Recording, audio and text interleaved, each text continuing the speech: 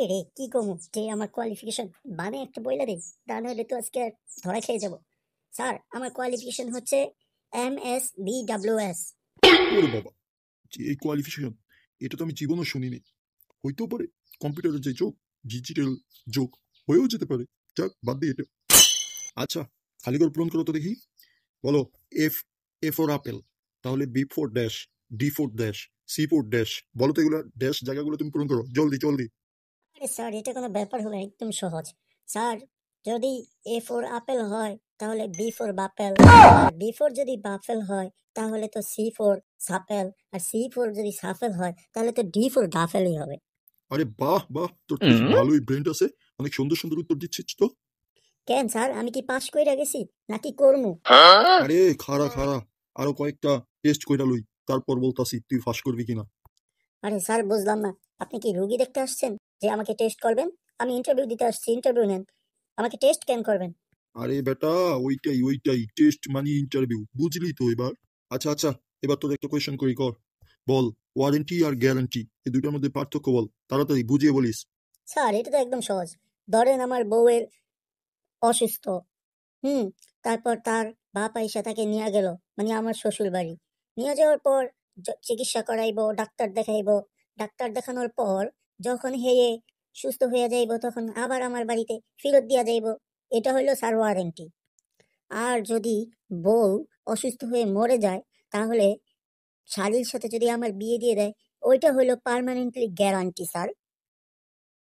বাহ, তুই তো ভালোই পারিস, ভালোই বুঝিস, অনেক মেধা তোর। এখন আরেকটা কোয়েশ্চেন করতেছি, উত্তর দে ভালো মতো, জ্ঞান দিয়ে বিবেচনা করে দিস, দেখিস। আরে স্যার এত প্রশ্ন করতেছেন, আগে একটু বলেন আমি কি চাকরিটা পাবো নাকি হারাবো?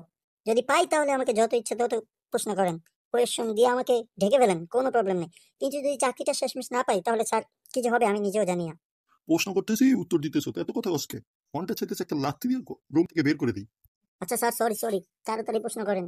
স্যার তাড়াতাড়ি প্রশ্ন করেন, তাড়াতাড়ি তাড়াতাড়ি।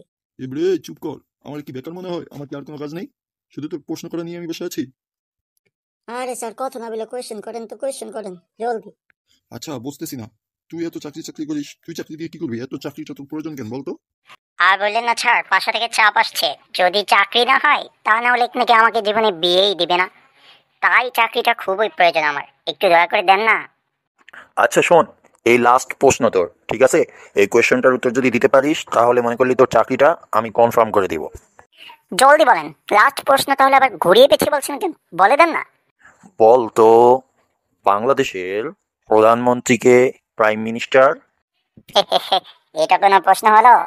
বাংলাদেশের prime minister Sheikh Hasina, Sheikh Hasina. Viva বল, বর্তমানে কি শেখ হাসিনা? হ্যাঁ স্যার, শেখ হাসিনা। যা, তোর চাকরিটা হলো না, শেষ কোয়েশ্চনটাও পারলি না। কেন স্যার, কি হয়েছে? বর্তমান শেখ হাসিনা তো ইন্ডিয়া থেকে বলতেছেই যে ও নাকি সিগনেচার করেনি, রিজাইন করেনি। তাহলে কেন থেকে প্রধানমন্ত্রী আপনি মানতেছেন না? শেখ হাসিনা আসলে কিন্তু আপনার নামে আমি এই বিচারটা দিব, দেখে রাখেন, মনে রাখেন। আরে আর যাই হোক, বিচার দিস না, যা যা, তোর চাকরিটা আমি এখনই কনফার্ম করে দিচ্ছি, যা আজকে থেকে তোর চাকরি হয়ে গেল, কালকে থেকে চলে আসিস। This is prime minister Sheikh Hasina power.